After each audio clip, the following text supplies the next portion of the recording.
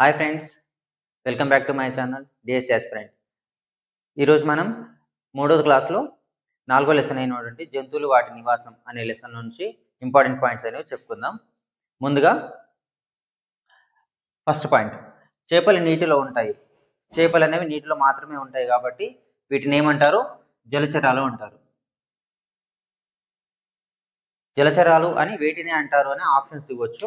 అలా bit frame అయ్యే chances ఉంటుంది కాబట్టి ఈ బిట్ అనేది రాస్తాను అనమాట. చేపలు నీటిలో మాత్రమే ఉంటాయి కాబట్టి వాటిని జలచరాలు అంటారు. అంటే జలచరాలు అంటే ఏంటి అంటే నార్మల్గా ఓన్లీ నీటిలో మాత్రమే ఉండే వాటిని జలచరాలు అని అంటాం.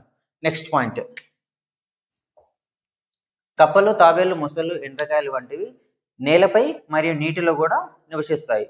సో వీటిని ఏమంటారు అంటే ఉభయచరాలు. అంటే ఉభయచరాలు అంటే ఉభయ అంటే రెండు అనమాట. ఉభయచర జీవులు అంటే ఇవేంటంటే నేలపై మరియు నీటిలో రెండిటిపైన నివసిస్తాయి కాబట్టి వీటిని ఉభయచర జీవులు అంటారు. ఇంకొకటి మనకి ఇంకొక పాయింట్ ఇవ్వలేదు, కాకపోతే డిస్కస్ చేద్దాం.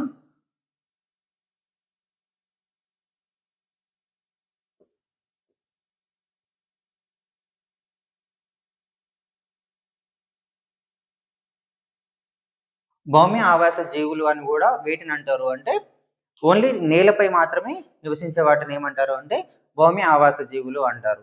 ఇక్కడ ఏంటంటే ఓన్లీ నీటిలో ఉంటే జలచరం అన్నాం, భూమిపైన ఉంటే భౌమ్య. ఇది ఒక పాయింట్ గుర్తుపెట్టుకోండి. మనకు థర్డ్ క్లాస్లో ఇవ్వలేదు, హైయర్ సెక్షన్లో వస్తుంది. కాకపోతే వచ్చింది కాబట్టి ఇక్కడ డిస్కస్ చేస్తున్నాను.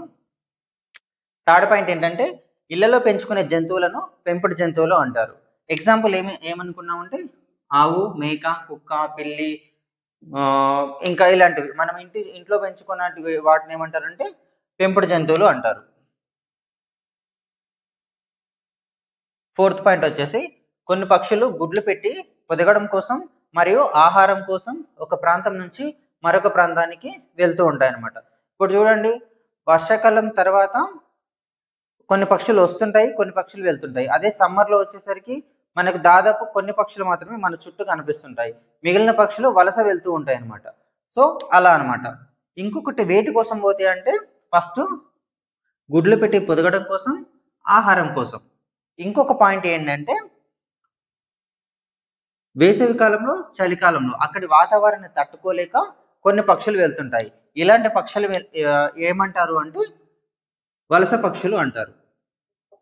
అంటే ఒక ప్రాంతం నుంచి ఇంకొక ప్రాంతానికి దేనికోసం పోతాయంటే గుడ్లు పెట్టి పొదగడానికి మరియు ఆహారం కోసం. ఇంకొకటి వాతావరణం తట్టుకోలేక, అంటే చలికాలంలో కానీ వేసవి కాలంలో కానీ వాతావరణం అనే మార్పులు చాలా వస్తుంటాయి.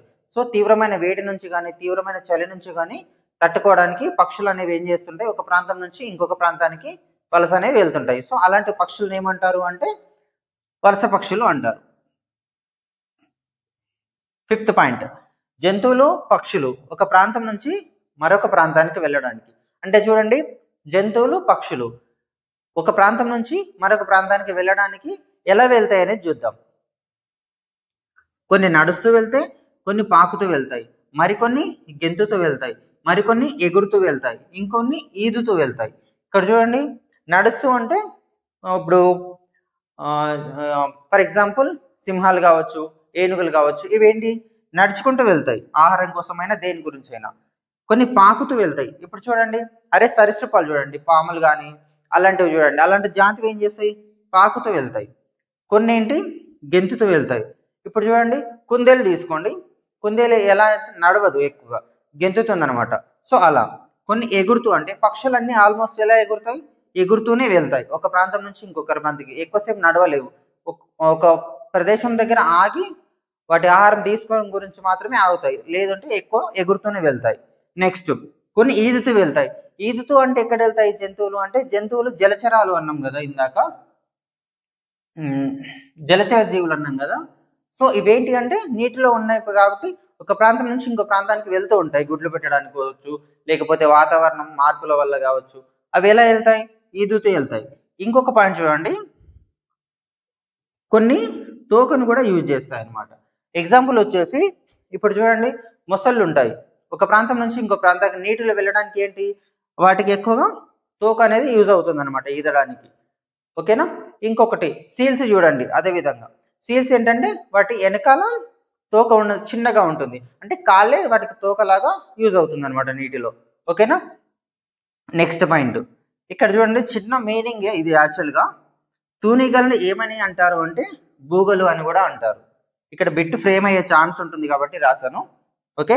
నెక్స్ట్ పాయింట్, నిల్వ నీటిలో కిరోసిన్ లేదా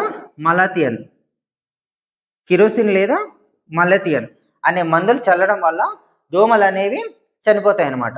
ఇక్కడ ప్రీవియస్ బిట్ అనమాట ఇది. నిల్వ నీటిలో ఏం చల్లడం వల్ల దోమలు అనేవి చనిపోతాయని ఇచ్చాడు అనమాట. ఇక్కడ చూడండి, మలాథియన్, కిరోసిన్, ఈ రెండు గుర్తుపెట్టుకోండి. ఓకే. నెక్స్ట్ పాయింట్, దోమలు కుట్టకుండా ఉండడానికి దోమల తెరలు వాడడం మంచిది. దోమల తెరలు అనేవి వాడడం మంచిది. ఎందుకు అంటే ఆల్అవుట్స్ కానీ మస్కిటో కాయిల్స్ కానీ వాడడం వల్ల ఏమవుతుంది అంటే వాటిలో ఉన్న కెమికల్స్ మన ఆరోగ్యాన్ని దెబ్బతీసే అవకాశం ఉంటుంది. కాబట్టి ముఖ్యంగా మనం ఏంటి, దోమ తెరలు వాడడమే చాలా మంచిది అనమాట. నెక్స్ట్ పాయింట్, ఈగలు వాలిన కలుషితమైన ఆహారం తీసుకోవడం వల్ల మనకి ఏమవుతుంది, కలరా, టైఫాయిడ్ అనేది వస్తుంది. ఇంపార్టెంట్ పాయింట్ అండి ఇది. చాలా ఆప్షన్స్ ఇస్తారు, ఎందుకంటే మనకి ఈవీఎస్లో ఇంకా హైయర్ సెక్షన్కి వెళ్ళే కొద్దికి అనేక రకాలైన రోగాలు అనేవి వస్తుంటాయి. మనకు బిట్స్ ఫ్రేమ్ అయ్యే ఛాన్స్ ఉంటుంది. ఓన్లీ ఈగలు వాలిన ఆహారం, కలుషితమైన ఆహారం తినడం వల్ల ఏమొస్తుందంటే కలరా మరియు టైఫాయిడ్. ముఖ్యంగా మనము 4th లెసన్లో జంతువులు వాటి నివాసంలో ఇక్కడ చూడండి, ఎక్కువగా బిట్ ఫ్రేమ్ అయ్యే ఛాన్సెస్ ఎక్కడెక్కడ ఉంటుంది అంటే ఇక్కడ. ఓకేనా. వలస పక్షులు అని వేటిని అంటారు అని ఇవ్వచ్చు. లేదు అంటే వలస పక్షులు ఒక ప్రాంతం నుంచి ఇంకొక ప్రాంతానికి ఎందుకు వెళ్తాయి అంటే బిట్ ఎలా ఆప్షన్స్ ఎలా ఇవ్వవచ్చు అంటే గుడ్లు పెట్టి పొదగడం కోసం కావచ్చు, ఆహారం కోసం కావచ్చు, లేదా వాతావరణాన్ని తట్టుకోలేక అని కూడా ఇవ్వచ్చు. ఇంకొకటి వేరే ఆప్షన్ ఏదైనా ఇవ్వచ్చు, అంటే సౌందర్యం కోసం అని ఇవ్వచ్చు, లేదు అంటే వేరే వేరే ఆప్షన్స్ ఏదైనా ఇచ్చి ఈ ఆప్షన్లు, ఈ 3 ఆప్షన్లు ఇచ్చి మనకు వేరే ఆప్షన్ ఇవ్వడానికి ఛాన్సెస్ ఉంటుంది. ఓకేనా. ఇంకొకటి ఇక్కడ ఒక ఫ్రీ బిట్, తూనీగలు అని వేటిని అంటారు అని కింద ఆప్షన్స్ ఇవ్వచ్చు. బూగలు అనే ఆప్షన్స్ ఇచ్చి మిగతా వేరే వేరే ఆప్షన్స్ ఏదైనా ఇచ్చే ఛాన్స్ ఉంటుంది అనమాట. ఇది మెయిన్ ఇంపార్టెంట్ అండి. Star mark. నిల్వ నీటిలో కిరోసిన్ లేదా మలాథియన్ అనే మందులు వాడడం వల్ల దోమలు అనేవి చనిపోతాయి. ఇది ఒక బిట్. నెక్స్ట్ ఇక్కడ ఇది కూడా ఇంపార్టెంట్ అండి. ఈగలు వాలిన కలుషితమైన ఆహారం తీసుకోవడం వల్ల మనకి ఎలాంటి రోగాలు వస్తాయంటే కలరా, టైఫాయిడ్. ఇక్కడ ఛాన్సెస్ ఎలా ఉంటుందంటే కలరాకు ఏ ఆప్షన్లో కలరా ఇచ్చి, బి ఆప్షన్లో టైఫాయిడ్ అని ఇచ్చి, కింద ఏ మరియు బి అని ఇవ్వచ్చు, ఏ మాత్రమే అని ఇవ్వచ్చు, బి మాత్రమే అని ఇవ్వచ్చు, లేదా ఏ కమా బిలు రెండు సరైనవి కావు అని కూడా ఇవ్వచ్చు. అలా అంటే బిట్ ఫ్రేమ్ అయ్యే ఛాన్సెస్ ఉంది కాబట్టి మళ్ళీ ఒకసారి ఎక్స్ప్లెయిన్ చేస్తున్నాను. ఫ్రెండ్స్, జంతువులు వాటి నివాసం అనే లెసన్ చెప్పుకున్నాం కదా. ఇప్పుడు కొన్ని బిట్స్ చూద్దాం. ఫస్ట్, జలచరాలు కానిది ఏది? జలచరాలు కానిది ఏది అనే ఆప్షన్స్ చూద్దాం. తిమింగలం, ఆక్టోపస్, నీటి గుర్రం, కొర్రమీను. ఏ తిమింగలం, బి ఆక్టోపస్, సి నీటి గుర్రం, డి కొర్రమీను. తిమింగలం అనేది నీటిలో మాత్రమే ఉంటుంది, సో ఇది కాదు. బి ఆక్టోపస్ కూడా నీటిలో మాత్రమే ఉంటుంది కాబట్టి ఇది కాదు. నీటి గుర్రం అనేది నీటిలో ఉంటుంది ప్లస్ బయట కూడా తిరుగుతుంది, ఇది అయ్యే ఛాన్స్ ఉంది. నెక్స్ట్, కొర్రమీను అంటే మన రాష్ట్ర చేప.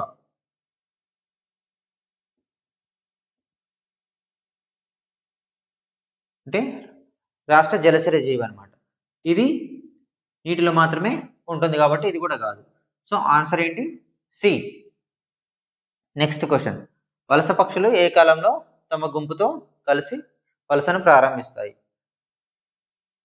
వలస పక్షులు ఏ కాలంలో తమ గుంపుతో పాటు వలసను ప్రారంభిస్తాయి? చూడండి, ఆప్షన్ ఏ వేసవికాలం, బి చలికాలం, సి వర్షాకాలం, డి ఏ మరియు బి. మనం లెసన్లో ఇందాక ఏం చెప్పుకున్నాం? వేసవికాలం మరియు చలికాలం. చూడండి, వేసవికాలం చలికాలం రెండు ఉన్నది ఏంటి? Option D. సో ఆన్సర్ ఏంటి? డి. థర్డ్ క్వశ్చన్, పక్షులు ఒక ప్రాంతం నుండి మరొక ప్రాంతానికి వలసకు గల కారణం ఏంటి? పక్షులు అనేవి ఒక ప్రాంతం నుంచి మరొక ప్రాంతానికి వెళ్తూ ఉంటాయి కదా, వాటికి గల కారణం ఏంటి అని ఆప్షన్ చూద్దాం. గుడ్లు పెట్టి బతకడం కోసం ఒక ఆప్షన్, బి వాతావరణం పరిస్థితులు, సి ఆహారం కోసం, డి పైవన్నీ. గుడ్లు పెట్టి పొదగడం కోసం మరియు వాతావరణం అంటే తట్టుకోలేక, మూడవది ఆహారం కోసం. ఈ మూడింటి కోసం పక్షులు అనేవి వలస వెళ్తూ ఉంటాయి కాబట్టి పైవన్నీ అనే ఆప్షన్ అనేది కరెక్ట్ అవుతుంది, డి. 4వ క్వశ్చన్, కింది వాటిలో పెంపుడు జంతువు కానిది ఏది? కింది వాటిలో పెంపుడు జంతువు కానిది, ఏ ఏనుగు, బి కుక్క, సి పిల్లి, డి ఒంటె. ఇక్కడ చూడండి, ఏనుగుని ఎవరు కూడా పెంపుడు జంతువుగా పెంచుకోరు, సో ఇది అయ్యే ఛాన్స్ ఉంది. బి కుక్కను అనేది పెంపుడు జంతువుగానే భావిస్తాం. సి దీన్ని కూడా పెంపుడు జంతువుగా భావిస్తాం.